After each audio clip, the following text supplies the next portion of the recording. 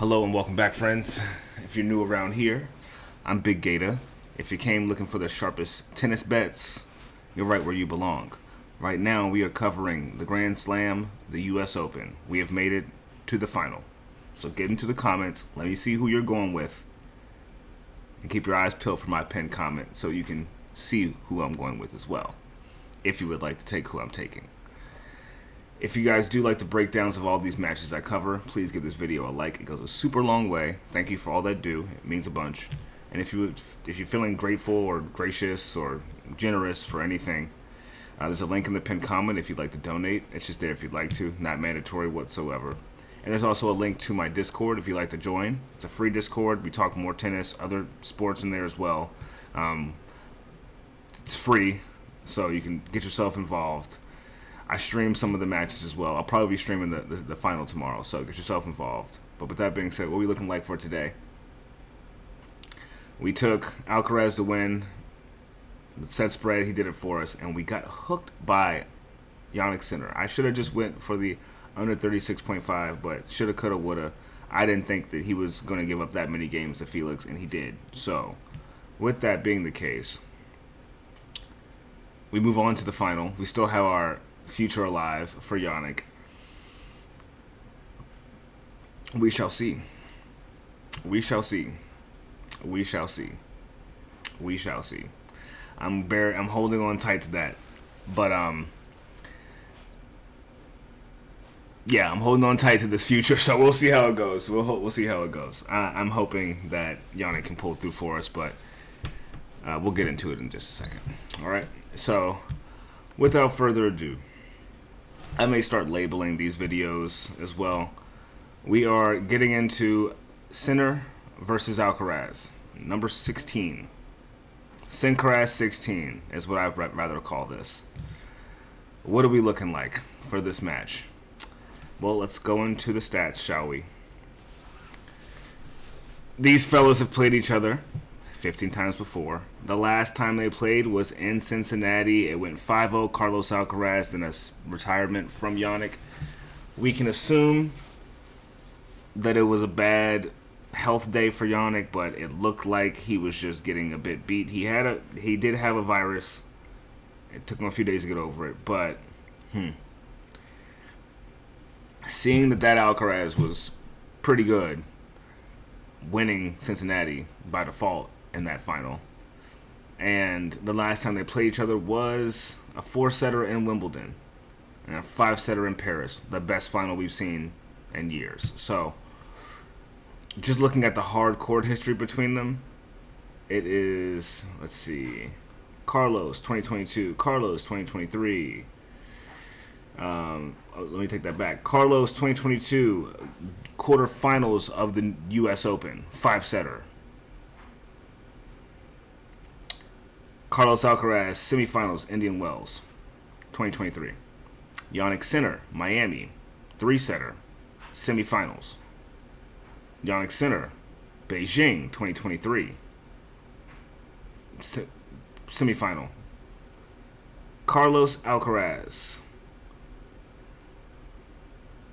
3 sets, Indian Wells, 2024, semifinal. The last 5 matches they've played have been finals, with Carlos Alcaraz taking every last one of them except Wimbledon. And to be quite honest with you, man, I'm a Sinner fan. You guys know me on this channel. If both of these guys walk down the street right now, I'm like, yo, Jannik, what is good? That's just where I'm at with it. But Carlos is taking a bit of my attention away. The dude hasn't dropped a set since Rublev in Cincinnati. He hasn't dropped a set since the quarterfinals of Cincinnati. Sinner's dropped a set twice in this tournament so far. Off of the shots we've been seeing Alcaraz seeing, bro, I do not see Jannik beating the shit out of him. It's never been that, but I don't see it being a huge ass whooping on either end. And because you know me already, half of this video is already pretty much covered because I'm betting on Sinner to win the whole thing. And he's minus 130 to take the whole thing, right? But if you wanted to hedge, and trust me, it's on my mind, I could spend half the units and still make the same profit if I do play Alcaraz to win and take a set, or Yannick loses a set, both to get a set, and Alcaraz wins. That's like plus 220 as I'm looking at it right now. That's a really good bet. I'm not going to sit here and lie to you guys. I know I'm taking Sinner tomorrow, but if I wasn't taking Sinner as a future, I would probably take Alcaraz to win and both to get a set. If I didn't want to pick between the two, because if you didn't know, it going to a 5-setter is plus 160. So I don't honestly think we get that though, but I've been wrong in finals. So something I do think is Yannick has been losing a lot to this guy in finals, and the hard court is supposed to be his surface. The hard court is supposed to be his domain, but he can't seem to beat Alcaraz when he's in the equation. He needs to figure a way around it, and that's kind of been the thing, right? We had the same conversation in Wimbledon earlier this year, and you guys can go back and look at it. It won't take you long. Just literally, it's probably just as long as this video is going to be. But I said, and I want to keep asking you guys, who do you think wins in this match on a hard court surface? We have what seemingly looks like Mario with a star, Carlos Alcaraz. He's playing like he is invincible. The shots he's coming up with are unfathomable. He is playing in an unbeatable way. Sinner is just playing really well. Like a high level, like extremely high level. He's playing extremely well. That's the difference, though. Alcaraz is kind of playing out of his mind tennis, and he's been faced with adversity. You're not going to sit here and tell me that Yannick was going to get rid of Djokovic in straights, given that he lost a set to Felix. You just can't convince me of that at this point, right? Like, you can't convince me of that. So I am a bit worried at this. I'm not going to cash out.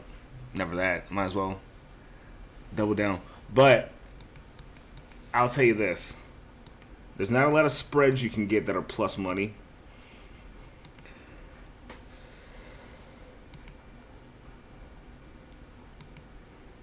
But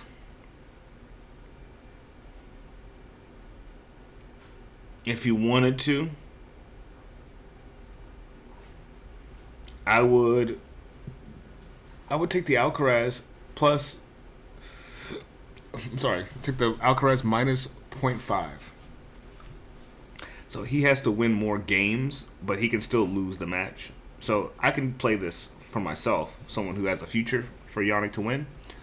And Yannick can win the final, but not win as many games as Alcaraz. So this is kind of like I guess a bit of a hedge, but both can hit. So I wouldn't really call it a hedge here. That's kind of the one play I'm liking the most.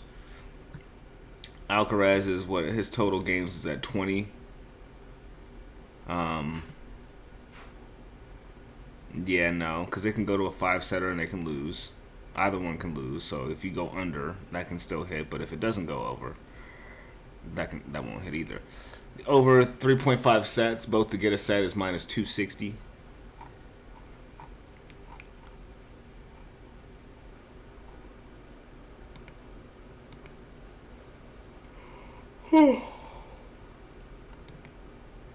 The set spread is at 1.5 though. And I do like that as well. I do like Alcaraz covering the set spread. Plus 1.5. It's minus 172. There's nothing else to parlay it with. But let's look into their first sets. Every first set has been dominant from Yannick Sinner so far.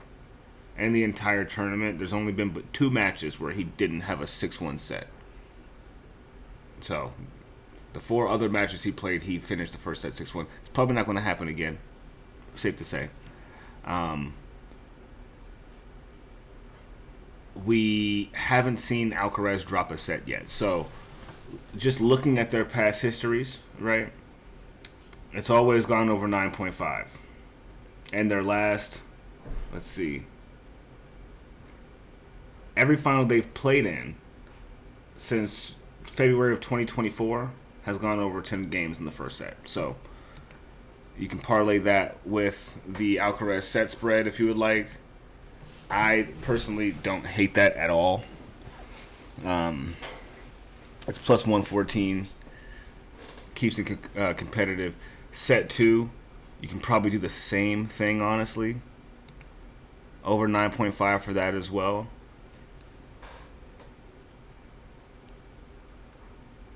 And that way you can kind of root for whoever and not feel like you're kind of tied down to a certain outcome. It's about even money if you just play the set 1 and 2 over 9.5 games. But if you wanted to add the Alcaraz set spread, that means he has to win 2 sets at the very least. It puts it at plus 207. So it's actually better odds for this ticket that I'm looking at right now than it is for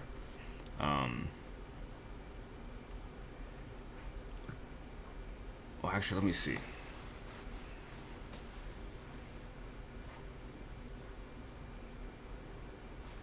Yeah, it's better odds. It'd be a 3-leg, but it's a 3-leg to go in tandem with the future that we have. But let's go into the stats, right? We've been ducking it. Let's get into it. We have Jannik Sinner, who is 18-1 on the hard court this season, and we have Alcaraz, who's 22-4. Alcaraz is leading in the win percentage on the hard court by 3%. Has a 7% higher win rate than Sinner does. And this is the big thing about it. People want to talk about motivation for this match. You guys got to look at both the reasons, because both of these guys have 2 reasons, right? We have Alcaraz, who has a chip on his shoulder from Wimbledon. He's been on a tear up until he got to Wimbledon, and then his winning streak got reset by Jannik. He don't like that. He does not like that. But it gives him something to shoot towards later. So that's why we got him in super unlocked Gohan, whatever you want to call that level that he was playing at against a 6 center in Cincinnati. And then we have the second reason where it's he just lost a major, right? So that's the first one. He lost a major to Jannik, and the reset is taking place for his win rate. But has he won the U.S. Open?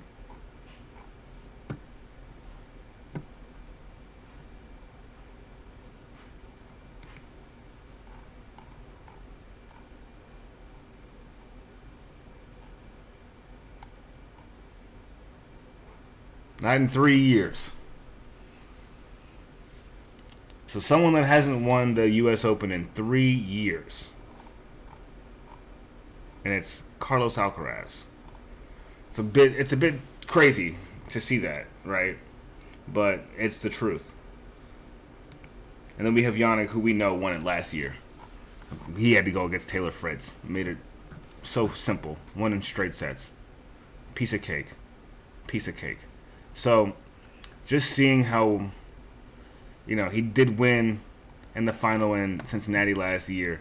He played a lot of tennis, and he seemingly was in good shape. This time around, it doesn't look like he is battle ready as much as Alcaraz is. So that's my biggest concern.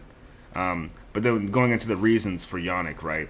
Jannik hasn't beaten fucking Alcaraz. He wants to beat this guy. And their shared final reason, right, is rank. If Jannik loses this match, he does not stay number 1 anymore. We got to remember that. I'm pretty sure he loses about 2,000 points if he doesn't win this, and only gets 1,000 back, which puts Alcaraz 1,000 points over him, which may just be the straw that breaks the camel's back. Let's look into that for sure. ATP US Open points.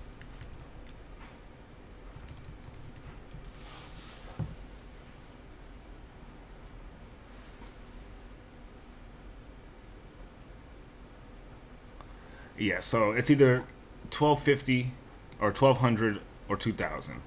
And right now, yeah, if Sinner does not win this, if Sinner does not win this, your boy is going to be number one. Alcaraz will be number one if he wins this match. And if you don't think that's a reason for that boy to try to win this match, you're fried. You're fried. To be number one in the world again is what he's going to be playing for. That's a really big motivator. You've waited all this time. It's been over a year of this guy being number one. And he can take the spot back right here. I really think that this is going to be a moment where we got to look at Alcaraz and look at Sinner, and we got to say, hey, what do we really think is going to really be happening for the rest of these tournaments going on in time? Because yes, Yannick's number one right now, but he still has the same predictable game. It's just hard to beat. He don't know what Alcaraz is going to do. That's why he always ends up finding a way to lose. Alcaraz has 11,500 points right now. Alcaraz has 9,500. So they're only 2,000 points apart, right? If Yannick wins, that number stays the same. And that pushes Alcaraz up to what, like 10,700. So 10,700 next to 11,500 is not that far away. They're now in the.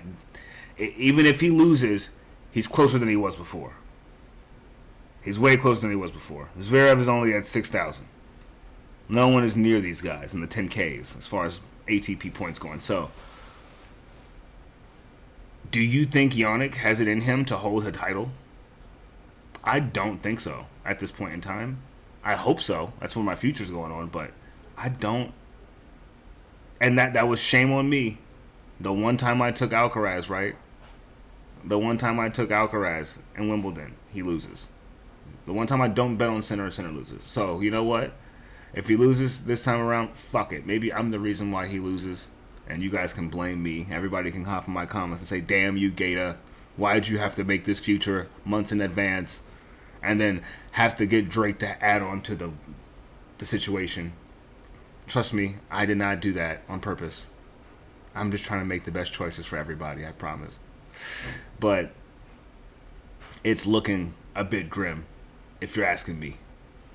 Alcaraz is looking way too good, and he has a lot of reasons to want to win this match. Debatably, a bit more ammo to do so than Sinner. Now, Sinner did beat the guy who was taking down the rest of the draw. And that we're not going to sit here and keep talking about Felix like he's just some... Yes, he's an iffy player at times, but we have to put some respect on Felix. He put up a super hard fight against Yannick. It wasn't like this was some walk in the park win for him.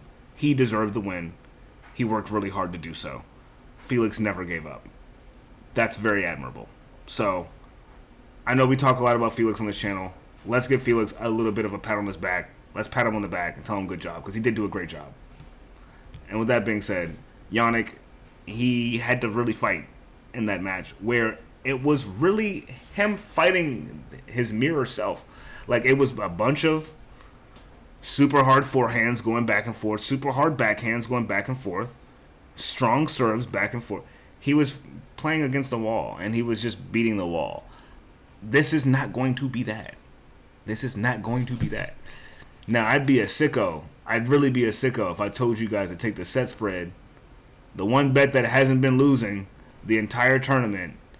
Alcaraz minus 1.5 on the set spread. I'm taking the plus 1.5. But if you wanted to certified smoking and say, fuck Rico, he don't know what he's talking about. I took the future. I thought Yannick was going to win. At this point now, look, I might cash my shit out. I don't trust it at this point. I think Alcaraz really has a better look at this win. I think he does. I think he does. And if that's what you guys came to me to find out, then this is what I'm telling you. My money is on Yannick, but I don't believe it right now. I want to believe it, but I'm not going to fall for it like I did last time. I'm going to hold on to my ticket. I'm not going to cash it out, and I'm going to stick with my boy Yannick, and I'm going to root for him. But hoofala, we're going to have a match in front of us, man. Carlos is 60-6 this season. Yannick is only 37-4. He had 3 months off, though. You take the 3 months off, he may be looking at a 74-7 season like how he had last year, which was still to date the craziest season ever. 41-3 on the hard court. 13-0 on the indoor hard court, like undefeated on the indoor hard courts. Debatably, his best surface is in indoor hard court, so we'll be looking into that, as you know. That should be everything from me. I don't want to take up too much of your guys' time. And plus, I know you guys already have figured out what you're going to play. Some of the guys in my Discord, they be betting on matches 2 days before they happen because they know about line movement and stuff like that. Not everybody's going to be hip to that type of stuff, so I like to keep things like on a day-to-day basis for everybody. But let me know what you're playing for tomorrow. I'm super excited. It's going to be a big one. I know it's coming. I knew it was coming. I could tell last night, or not last night, 2 nights ago, before the match even started coming for the semis. I had the that meme of Morty in the bed, like looking at Center Alcaraz or just looking up. That was already hitting my timeline yesterday or 2 days ago. So I knew it was coming. I was getting geared up for it. But after we're done with this, we get to breathe and just worry about 1 week tennis at a time. It's so sick. I'm so excited for it. I appreciate the U.S. Open. We made our good money here, but we need to move on. All right? Let me know what you're playing in the underneath the pin comment. Are you Team Alcaraz or Team Center? I'm curious to know. You know which one I'm going with. I'm going to catch you guys in the next one. All right, you guys take care and good luck. Enjoy the tennis.